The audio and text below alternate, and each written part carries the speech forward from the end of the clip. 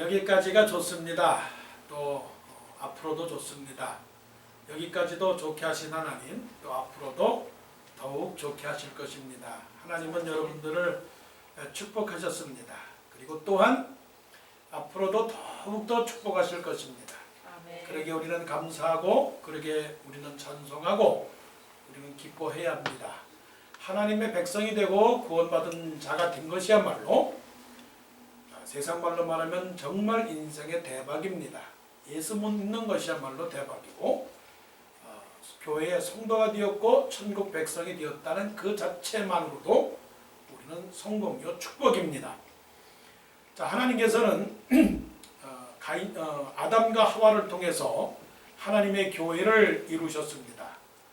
하나님의 교회를 이루었다는 것은 바로 아담과 하와가 하나님과 한 몸이 되었다 하는 것입니다. 또 이스라엘 백성을 통해서 하나님의 교회가 되게 하셨고, 그것을 신약에서는 평가하기를 광야 교회가 되게 하셨다. 이스라엘 백성들이 하나님의 교회가 되었다라고 하는 것은 하나님과 한 몸이 되었다라고 하는 것입니다. 예수 그리스도를 통해서 죄 많은 인간들을 많이 구원해 주시고, 그래서 예수 그리스도를 주로 고백하는 사람들이 모여서 또한 믿음의 공동체가 되었는데, 그것이 신약 시대의 교회가 되었습니다. 그 첫 번째 교회가 예루살렘 교회였습니다. 교회가 되었다는 것은 그리스도를 머리로 삼는 것이고, 또 교회의 몸은 예수 그리스도가 되었다는 겁니다. 그래서 하나님은 교회를 통해서 이 세상을 바꾸시기를 원하고, 교회가 바로 서야 이 세상이 바로 서게 되는 것입니다. 하나님의 눈으로 볼 때에는 이 세상은, 교회는 이 세상을 향한 무기이고 이 세상을 향한 도구입니다. 교회가 온전치 못할 때 세상은 온전치 못하고, 교회가 건강할 때 세상은 건강합니다. 고로 교회가 크냐 작으냐 그 차원을 떠나서 교회 그 자체만을 통해서도 하나님께서는 우리 교회, 그리고 세상의 모든 교회를 통해서 이 세상을 변화시키고 하나님의 나라를 이루기 위한 하나의 도구가 되고 무기가 되었다는 것입니다. 이것이 바로 교회의 축복이고, 또한 교회가 해야 될 사명입니다. 오늘 말씀해 보니까 예루살렘 교회가 있었는데, 예루살렘 교회는 온 백성에게 칭송을 받았다. 칭송을 받았다라고 하는 것은 백성들로 하여금 페이버를 많이 받았다라고 하는 겁니다. 박수를 받았다, 또 존경을 받았다, 그리고 인정을 받았다라고 하는 거예요. 그래서 온 백성에게 다 칭송을 받으니까 주께서 구원받는 사람들을 날마다 더하게 하셨다라고 했어요. 그러니까 칭찬받는 교회가 세상의 빛이 되었고 세상의 사랑을 받았기 때문에 그 교회에 사람들이 많이 모였다라고 하는 겁니다. 자, 그러면 교회는 이렇게 세상 사람들을 불러 모아야 됩니다. 사람들은 말합니다. 큰 교회를 향하여 부정적으로 말을 하는 사람들이 있습니다. 교회가 너무 커졌다. 교회가 너무 대형화되었다. 사실 교회가 대형화되었기 때문에 비판받을 이유는 아무것도 없습니다. 교회가 크면 클수록 그만큼 해야 될 일들은 너무 많기 때문에, 또 하나님께서 원하시고 하나님께 허락하신다면 교회는 커야 합니다. 크면 클수록 많은 일들을 하기 때문에 그렇습니다. 그럼에도 불구하고 교회가 큰데도 불구하고 비판을 받는 이유는 그만한 역량을 발휘하지 못하기 때문에 그렇습니다. 새는 새의 힘을 쓰고 소는 소의 힘을 쓴다고, 소의 힘을 가진 그런 큰 교회가 새의 힘마저 쓰지 못한다면 그것은 당연히 비판을 받아야 되는 것이죠. 그런데 그 큰 대형 교회를 향하여 소형 교회가 스스로 위안을 삼는 말을 합니다. 우리 교회는 적을지라도 우리의 모인 믿음의 성도들의 믿음은 강하다. 영적으로 무장이 되어 있다. 그러나 그것도 한번 생각을 해보아야 됩니다. 영적으로 강해져 있다라고 하는 위안 속에 하나님의 뜻을 구별하지 못한다면 그것은 오히려 교회로서 해야 될 일들을 망각한 채 소수의 사람들이 모인 그야말로 교회의 개토화가 되고 만다라고 하는 것입니다. 하나님의 세계는 그렇습니다. 하나님의 세계관은 예루살렘과 온 유대와 사마리아와 땅끝까지 이르는 내 증인이 되리라. 하나님은 전 세계 지구를 품고 있습니다. 이건 분명한 사실입니다. 하나님은 미국만을 사랑하지 않아요. 하나님은 한국만을 사랑하지 않아요. 하나님은 아프리카만을 사랑하지 않아요. 하나님은 이 세상 모든 만물을 다 만드셨고 모든 인종을 다 창조하셨기 때문에 10자식 손가락 깨밀어서 안 아픈 자식이 없는 것처럼 못 사는 나라, 가난한 나라, 병든 나라, 전쟁이 있는 나라 모든 나라 사람들을 향해서 하나님은 관심을 갖고 있다라고 하는 것입니다. 그렇기 때문에 할 수 있다면 오늘 본문의 말씀처럼 백성들의 수가 날마다 더하게 되는 것이 하나님의 교회의 사명이고 목적입니다. 근데 왜 교회가 그렇게 칭찬을 받지 못하게 되는 이유가 뭘까요? 그것은 그렇습니다. 교회가 세속화되었기 때문에 그렇습니다. 세속화. 세상과 다를 바가 없는 교회가 되었기 때문에 그렇습니다. 그리고 교회가 사랑이 없기 때문에 그렇게 된 것입니다. 그리고 교회가 소규모적으로 말씀드린 것처럼 개토화가 될 때 우리끼리 우리만 그런 것을 너무 지향하기 때문에 그렇다는 것입니다. 그래서 교회는 언제나 개방적일 뿐만 아니라 교회는 세상을 향하여 가슴을 펼 뿐만 아니라 또한 진리와 비진리를 구분할 줄 아는 그런 능력이 우리에게 필요한 것입니다. 이제 바로 하나님께서 우리 교회를 향한 그리고 전 세계 교회를 향한 하나님의 뜻입니다. 교회는 하나님의 목적이고 교회는 하나님의 본질이고 교회는 하나님의 도구입니다. 그렇다면 예루살렘 교회가 온 백성에게 칭송을 받아서 전진해 나갈 때 왜 그렇게 되었는가 하는 것을 생각해 보도록 합니다. 그래서 칭송을 받았다라고 하는 것은 모범적인 교회로 본을 보였다라고 하는 것인데 어떻게 해서 모범을 보였느냐? 그것은 말씀이 살아있는 교회였다. 말씀이 살아있다라고 합니다. 교회에 대한 오해가 있습니다. 교회는 학교다. 교회는 단체다. 교회는 기관이다. 교회는 병원이다. 그런 오해가 있습니다. 물론 교회가 해야 될 기능 가운데서는 가르쳐야 되는 기능이 있습니다. 그리고 계몽을 해야 되는 그런 기능도 있습니다. 또 아프고 다친 사람 치료해주는 병원의 역할도 해야 합니다. 또 사회를 앞장서서 선도해 나가는 그런 기관도 돼야 됩니다. 그럼에도 불구하고 교회가 꼭 지켜야 될 만하고 꼭 교회가 간직해야 될 하나의 원리가 있다면 교회는 하나님의 말씀 위에 서야 된다라고 하는 것입니다. 하나님의 말씀이 서 있지 않고서는 교회의 바탕에 하나님의 말씀이 깔려 있지 않고서는 교회가 교회로서의 그 원칙을 세워나갈 수 없다라고 하는 사실입니다. 교회는 세상이 운영하는 정치의 원리와 그리고 어떤 단체가 운영하는 행정 기준과 그리고 모든 회사가 원하는 어떤 마케팅의 원리에 의해서 교회가 유지되는 것은 결코 아닙니다. 교회의 원리는 하나님의 법에 의해서 하나님의 원칙에 의해서 하나님의 질서에 의해서 하나님의 기준에 의해서 교회가 교회다워져야 된다라고 하는 것입니다. 자, 개꼬리 3년 땅속에 묻어봐야 개꼬리는 인삼이 되지 않아요.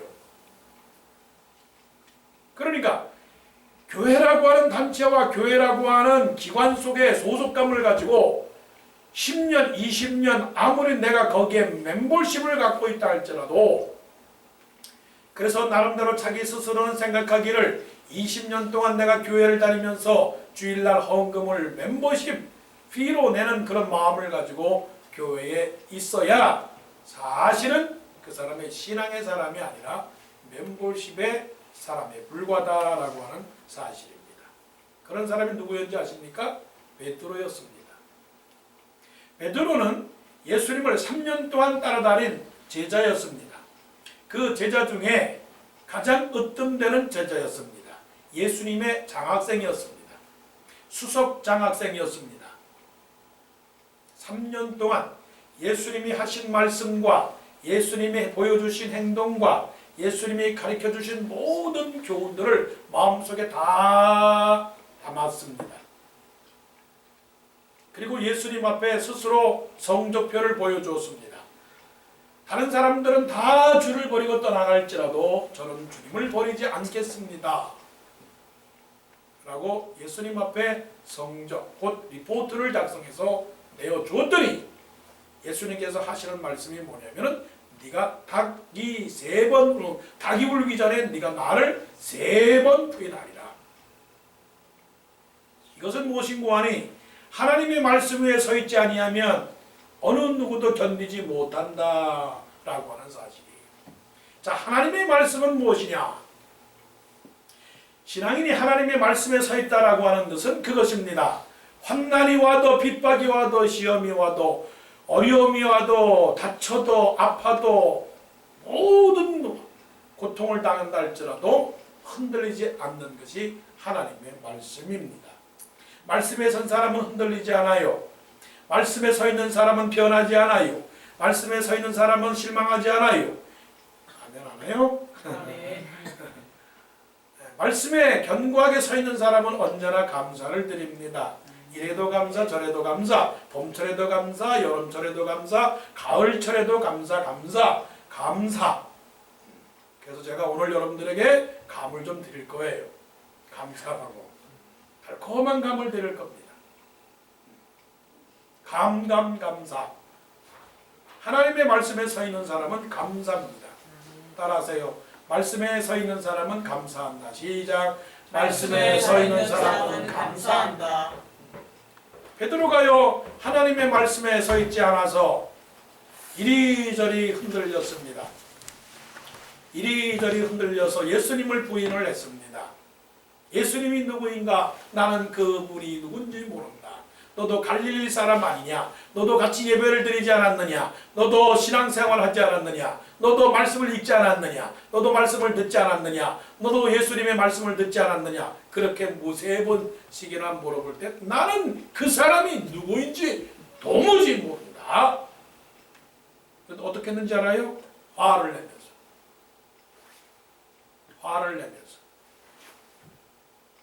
따라 해보세요. 말씀의 사람은 화내지 않는다. 시작.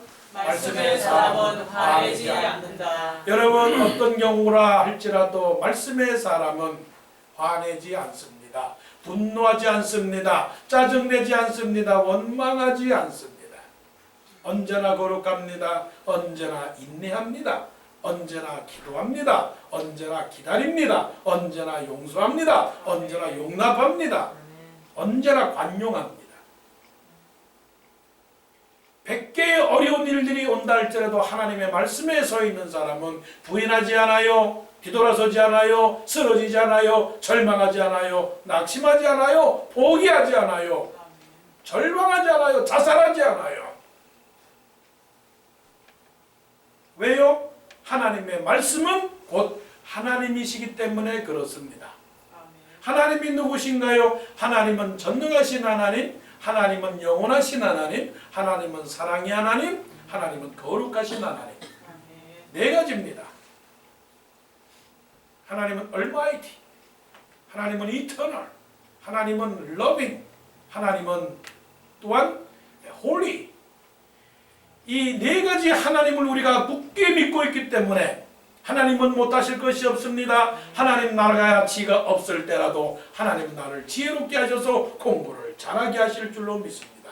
내가 가난한다 할지라도 하나님께서는 나를 부하게 할 줄로 믿습니다. 사람은 변합니다. 사람은 배반합니다. 그러나 하나님은 영원토록 변하지 아니하시는 하나님이 아니십니까? 하나님은 사랑이 아닙니까? 모든 사람들은 죽기에 인색한다 할지라도 하나님은 우리에게 아낌없이 독생자를 주셨기 때문에 어떤 상황 속에 있다 할지라도 하나님은 우리를 향해서 그 베푸신 사랑은 엄청난 것이다라고 믿는 그 믿음이에요.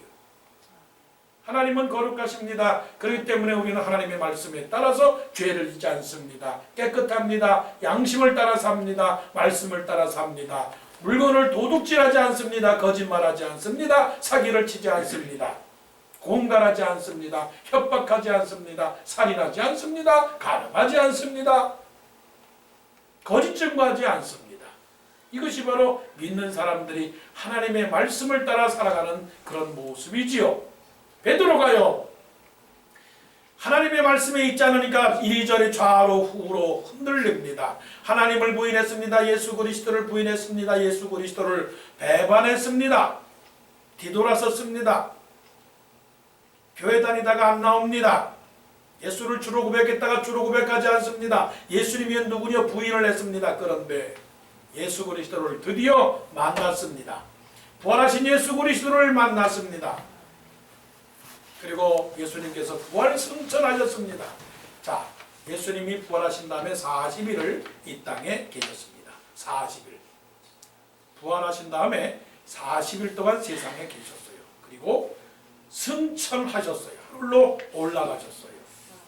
그런 다음에 승천한 다음에 10일 이후 곧 부활한 다음에 50일 되는 날 after 50 days after Jesus resurrected from the dead in 50 days Holy Spirit came down. 성령이 오셨어요. 이것을 성령 강림이라고 합니다. 부활 승천하고 난 다음에 10일 이후에 오순절날, 바로 그 오순절날, 구약으로 말하면 장막절이라고 하는데, 초실절이라고 하는데 칠칠절, 그 칠칠절날 성령이 하늘로부터 내려오는데 가슴이 뜨거워서 견딜 수가 없었어요. 마음이 감동이 됐어요. 뜨거워졌어요. 어떻게 자기 스스로 통제할 수 없는 마음이 생긴 겁니다. 이것을 가리켜서 큰 은혜를 받았다고 하는 거죠. 그래서 베드로에게 방언이 터집니다. 그리고 마음에 자신의 잘못한 것도 회개합니다. 그리고 하나님의 말씀을 담대하게 전하세요.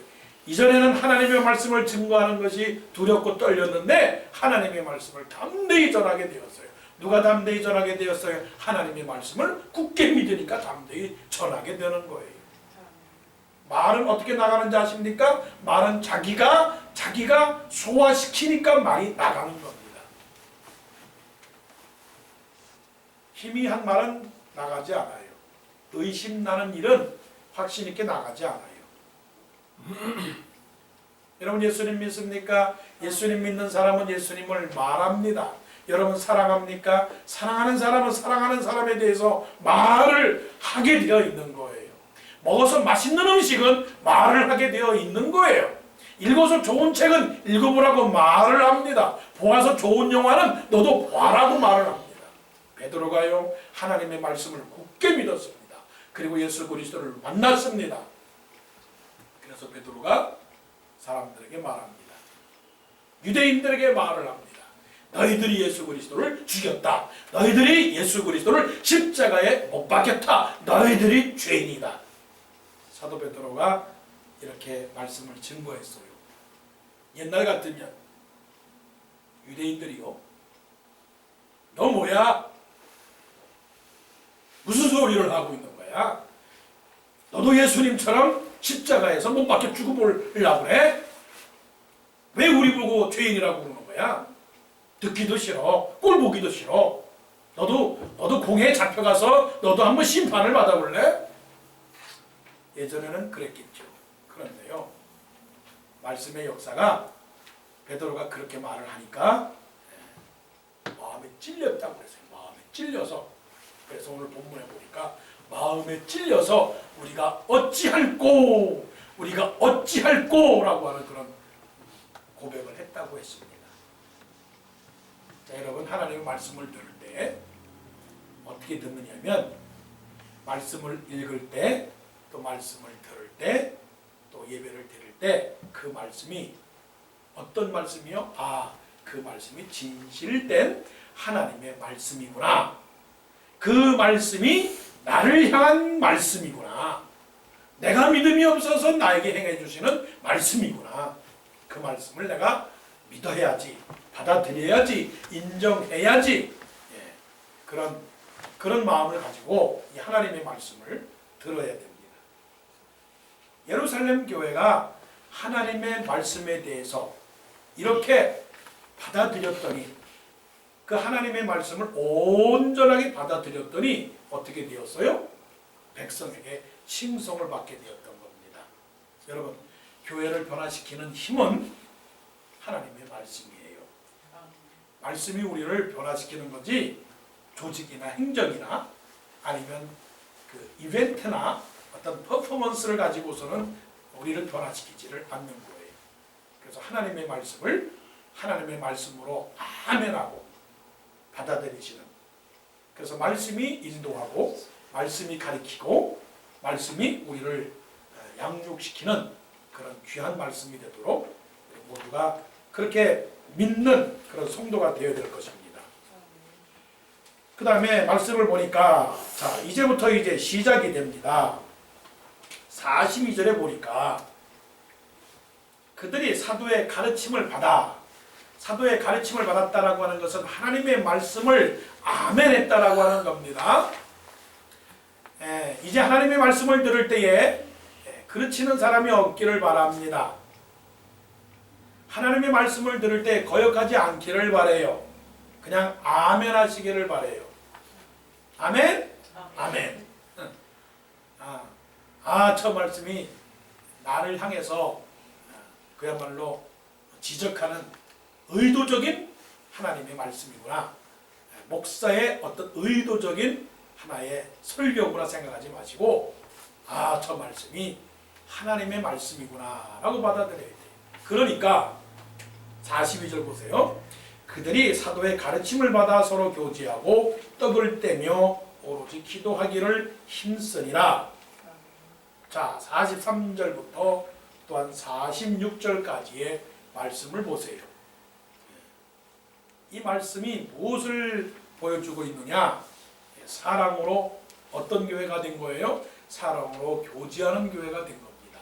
사랑으로 교제했다라고 하는 것은 한 마음과 한 뜻으로 서로 가족같이 그리고 내 몸같이 아낌없이 진정으로 그리스도인의 사랑을 이뤘다라고 하는 겁니다. 이게 진정한 사랑의 공동체가 되었다는 거예요. 사랑은 여러 종류의 사랑이 있어요. 그 중에 어떤 사랑이 있느냐? 필리아적인 사랑이 있어요. 필리아, 친구의 사랑. 우리 좋은 친구, 학교 친구, 그 다음에 또 어떤 친구예요? 뭐 좋아하는 사람들끼리 만난 친구. 그런 친구들이 있죠. 필리아의 그 관계는 만나지 않게 되면 그렇게 오래가지 않아요. 그 다음에 또 스토르게의 사랑이 있습니다. 스토르게, 육체적 사랑이 있어요. 가족 간의 사랑이란 말이에요. 피의 사랑, 혈연적 사랑, 이것도 온전하지 않아요.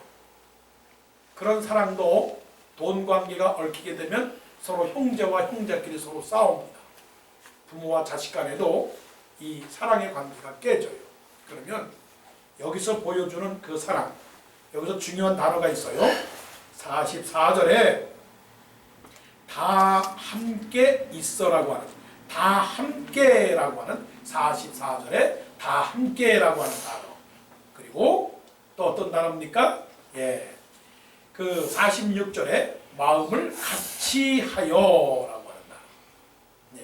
다 함께라고 하는 것과 같이 했다라고 하는 그 단어가 우리에게 주는 그 의미가 굉장히 큽니다. 커요. 하나님의 말씀이 예루살렘 교회를 향해서 어떤 마음을 갖게 하느냐? 다 마음을 같이 해서 같이 하는 마음, 통일된 마음, 일치된 마음, 이 마음이 한 몸을 이룬 마음입니다. 자, 머리가 아프면 어디가 아픕니까? 머리가 아프면 온 몸이 아픈 거예요. 교회라고 하는 건 백두산에서 한라산까지처럼 백두산이 아프면 한라산이 아파요. 그렇죠? 서울이 아프면 온 지역이 아프고 워싱턴이 아프면 저 캘리포니아 로스앤젤레스가 아파요.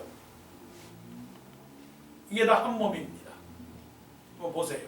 여러분 이 머리에서 머리카락 하나를 딱 뺀다고 생각해 보세요. 어디까지 아파요? 발까지 아파요. 온 전체가 아야 하는 그런 소리를 내게 되는 거죠. 이게 하나님께서 원하시는 진정한 사랑이에요. 이게 바로 공동체 원리고 이것이 한 몸의 원리고 이것이 지체의 원리입니다. 자, 2주 동안 오늘 그래도 조금 좀 회복이 되고 있는데 2주 동안 그냥 입술이 아파서 얼마나 별것도 아니에요. 참으면 참죠. 그런데 신경이 거슬리는 거예요. 신경. 온통 마음이 어디로 가 있는지 아세요? 온통 마음이 여기로 가 있는 거예요. 아야 아파라. 아야 아파라. 아야 아파라. 아플 때 같이 아파주는 거. 아플 때 같이 아파주는 게 뭐냐? 진정한 사랑이에요. 진정한 사랑. 그럼 아플 때만 같이 하는 거예요? 좋을 때도 같이 좋아해 주는 거예요. 우리 지난주에 잔치를 했잖아요. 얼마나 좋아요. 춤을 추고 노래하고 얼마나 좋아요.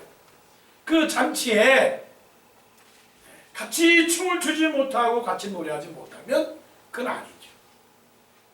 그래서 좋은 일이 있을 때는 칭찬해 주는 거예요. 아픈 일이 있을 때는 위로해 주는 거예요. 그것이 온전한 사랑이에요.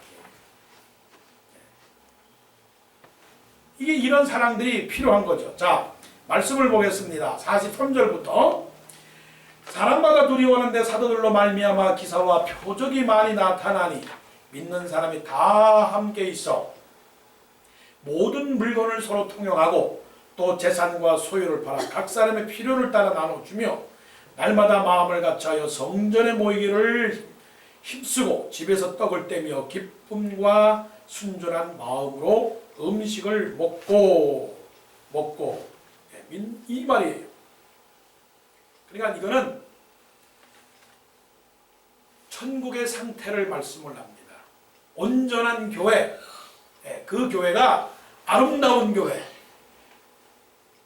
사랑과 평화의 교회, 은혜로운 교회, 말씀의 교회, 세상의 빛을 발하는 교회, 진리의 교회, 하나님이 기뻐하시는 교회, 영광된 하나님의 교회, 그 교회를 판단할 수 있는 한 가지가 있다면 이거는 그 교회가 하나가 된 천국이냐라고 하는 거예요. 하나가 된 천국. 그런데 하나가 되는 천국 딱 한 가지입니다. 천국은 무엇이냐? 천국은 아까워하지 않는 거예요. 지옥은 뭐냐? 아까워하는 거예요. 어려운 말로 말하면 인색한 마음, 인색하지 않는 마음. 쉬운 예가 있잖아요. 천국에 갔더니 똑같이 서로가 긴 젓가락을 갖고 있었대요. 근데 음식을 먹을 때 긴 젓가락을 가지고서 자기가 먹을 수 있어요? 이렇게? 못 먹잖아요. 지옥에 갔더니 지옥에도 똑같이 긴 젓가락이 있더래요. 다 각자마다 지옥에도 긴 젓가락, 천국에도 긴 젓가락을 다 갖고 있어요. 근데 천국과 지옥의 차이가 뭐냐? 봤더니 지옥에 간 놈들은 그렇게 얘기해도 돼요. 지옥 간 놈들은 자기가 그 긴 젓가락으로 자기 혼자 먹으려니까 못 먹는 거야. 남줄까봐 아까워서. 천국에 갔더니 그 긴 젓가락을 가지고 서로가 떠먹이고 있더라는 거예요. 서로가 떠먹이고 있더라. 자, 좋은 교회는 어떤 게 좋은 교회입니까? 아까워하지 않는 겁니다. 아유, 내가 먹을 건 네가 먹어라. 네가 먹으니 참 나도 배부르구나. 인색하거나 아까워하지 않는 거예요. 이게 누구의 마음이에요? 아버지의 마음, 어머니의 마음이에요. 교회는 아버지의 마음을 갖고 어머니의 마음을 갖는 사람들이 많으면 많을수록 좋은 겁니다. 지난주 입이 아픈 가운데서도 그 식혜를 얼마나 달콤하게 먹었는지, 그 작은 전도사님이 그냥 식혜를 그냥 한 드럼통을 나와가지고 그냥 먹고 또 먹고 또 먹고,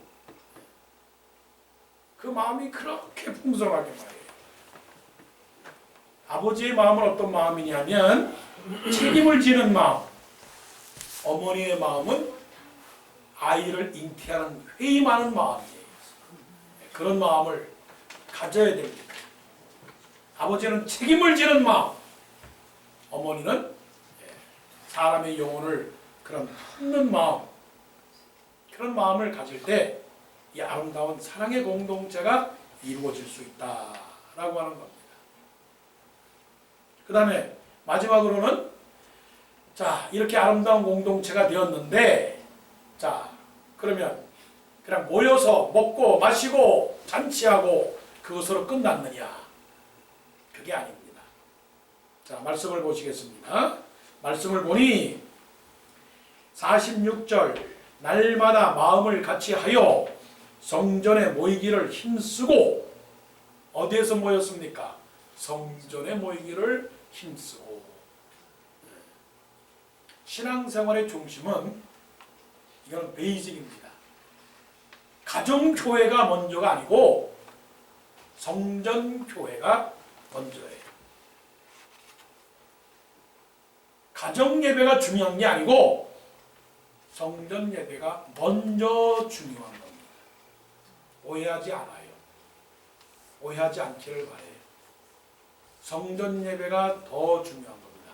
그래서 구약시대에도 하나님께서 그 많은 백성들 가운데 성막을 백성들 한가운데 탁 둔 겁니다. 그래서 삶의 중심을 어디를 두라고? 성전을 중심으로, 성막 중심의 신앙생활을 하라고. 왜? 성막에는 하나님의 법궤가 있습니다. 제단이 있습니다. 그래서 거기 가서 잘못한 것은 죄 용서함을 받고, 그리고 하나님의 임재를 느끼고, 그리고 하나님의 영광을 돌리는, 그게 바로 성막 중심의 신앙생활입니다. 그건 분명한 겁니다. 그래서 이들이 어디에 모였어요? 성전에 모였습니다. 여기서 볼 때 성전이라, 당시에 성전이라고 했을 때 예배당, 오늘과 같이 이렇게 예배당이라고 말하는 그런 예배당은 아직까지는 없었어요. 이 성전이라고 말할 때는 어떤 지정된 장소를 말합니다. 매일매일 정기적으로 모였던 그들만의 예배의 장소. 그래서 그 장소를 말하기를 이것은 곧 성전이다. 그것을 말씀하는 거죠. 그 성전에서 어떻게 했습니까? 오로지 기도하고 예배하고. 42절 보세요. 사도의 가르침을 받아 말씀, 서로 교제하고 떡을 떼며 친교, 오로지 기도하는 거 기도. 그 다음에 또 어떻게 해요? 47절 하나님을 찬미하며 예배. 그러니까 말씀과 교제와 기도와 찬송, 이것이 다 함께 어우러져서 뭐가 되는 것입니까? 예배가 되는 것이에요. 예배. 그래서 우리의 모든 예배, 이 예배는 하나님이 가장 기뻐하시는 것이 예배입니다. 우리가 태어난 것도 하나님께 예배드리는 겁니다. 아침에 일어나서 하나님께 예배합니다. 아침에 일어나서 하나님을 찬송합니다. 하나님께 기도합니다. 이것이 우리의 본분이니까요. 그 예배의 정의는 뭐냐면 예배는 하나님과의 만남입니다. 예배는 하나님과의 관계입니다. 멀어지면 멀어질수록 하나님과의 관계는 끊어지게 되는 거예요. 사람이라는 게 그래요. No sight, no mind. 나타나지 않으면 마음이 멀어진다. 그래서 제일 좋은 거는 멀리 있는 친척보다는 가까이 있는 이웃 사촌이 더 좋다. 그 말이에요. 말의 의미가 그렇다는 거예요. 말의 의미가. 보는 사람이 귀중한 거지 보이지 않는 사람이 더 귀중하진 않다. 말의 의미가 그런 거라고요. 하나님도요, 우리를 찾으셔요. 너희는 여호와를 만날 만한 데에 찾으라. 가까이 계실 때에 그를 부르라. 부한 자는 그 길을 버리고 악인은 그 일을 회개하고 나에게로 돌아오라. 이렇게 말씀을 합니다. 내가 지은 내 백성을 오게 하라. 내가 나의 영광을 위하여 그들을 만들었느니라. 물론 내 이름으로 일컫는 자, 내가 내 영광을 위하여 창조한 자를 오게 하라. 그들을 내가 지었고 만들었느니라. 이 백성은 내가 나를 위하여 지었나니 나를 찬송하게 하려 함이라 라고 말씀을 했어요. 하나님은 우리를 예배하도록 만들었어요. 나를 위하여 살게 만든 게 아니라 하나님을 예배하도록 만든 것입니다. 그러니까 하나님하고 예배하는 것이 가장 중요한 일이에요. 사람하고의 관계에 있어서 사람하고의 관계를 계속적으로 잘 유지시키는 방법이 5가지가 있어요. 그 5가지 중에 첫 번째가 뭐냐면 그 사람이 가지고 있는 돈에 관심을 갖지 말고 그 사람 그 자체에만 관심을 가져라. 그 사람이 공부를 잘하고 그 사람이 직업이 훌륭하기 때문에 그 사람을 만나지 말고 그 사람의 인간 그 자체를 보고서 사귀라 하는 겁니다. 이 말은 뭐냐면 하나님이 나에게 축복해 주실 것이라고 하는 은근한 기대와 그런 어떠한 맹목적인 그런 소원을 가지고 하나님께 나아가지 말고 하나님 그 자체를 바라보라 하는 것을 말씀을 하는 거예요. 그 다음에 그 사람의 입장에서 한번 생각해 봐라. 내 입장에서만 생각하지 말고 그 입장에서 왜 그랬을까라고 이해하도록 하라. 우리는 하나님을 이해해야 합니다. 하나님이 왜 아들 예수 그리스도를 이 세상에 보냈는가를 한번 이해를 해보세요.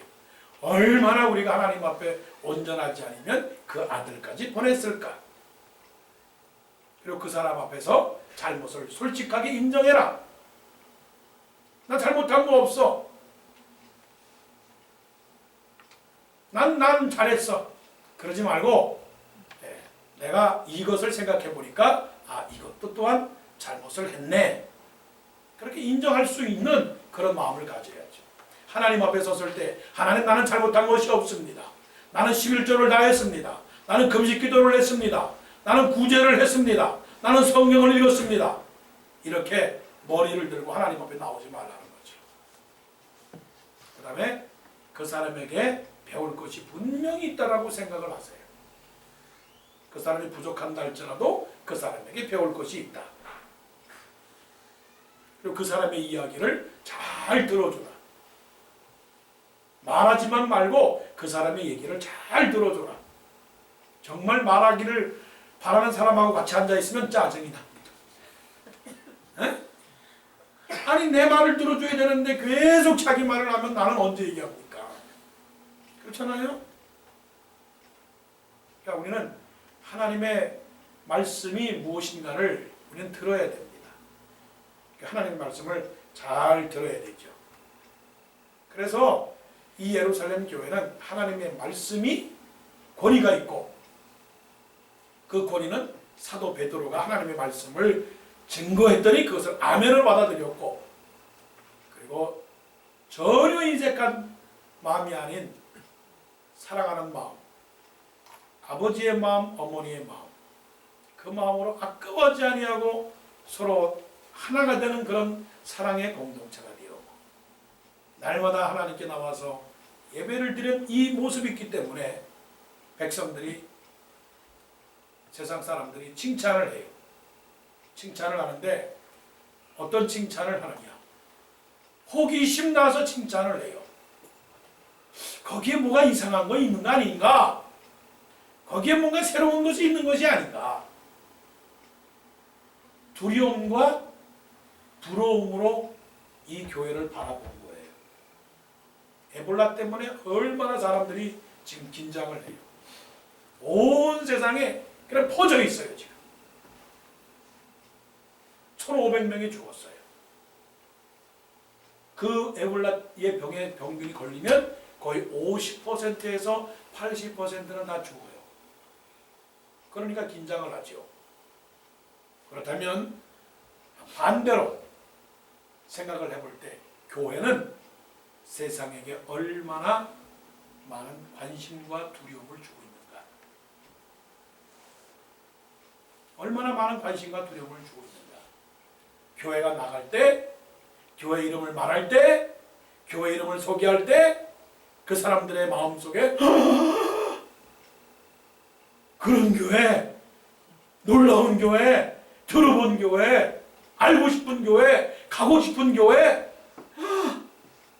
나도 가서 예배드리고 싶은 교회, 나도 가서 사랑하고 싶은 교회, 그런 교회, 귀를 기울여서 그런 듣는 교회인지, 아니면 교회 이름을 말할 때 I don't care, 신경 쓰지 마, 그건 니들이 알아서 해, 난 관심 없어, 니들이 뭔데, 니들이 나한테 뭘 보여줬는데, 너희들 모여서 뭐 했는데, 너희들이 이 세상을 향해서 뭘 했는데, 네가 내 마음을 얼마나 알아줬는데, 혹시라도 그렇게 말한다면 우리는 부끄럽겠죠? 부끄럽겠죠? 자, 이제 하나님의 교회는 어떤 교회가 세상의 모범적인 교회가 되어야 되느냐? 무조건 하나님의 말씀입니다. 하나님의 말씀은 교회 안에서 빠지면 안 됩니다. 그리고 말씀을 믿는 사람은 인색하거나 억지로나 그런 사랑이 아니라 아까워하지 않는 사랑. 네가 먹는 것이 내가 먹는 것이고, 네가 잘 되는 것이 내가 잘 되는 것이고, 네가 아픈 것이 내가 아픈 것이고, 이러한 모습. 그리고 모여서 예배를 드리는 그런 아름다운 곳, 이런 곳이 하나님이 원하시는 모범적인 그런 사도행전적 교회가 될 줄 믿습니다. 아멘. 기도드리겠습니다.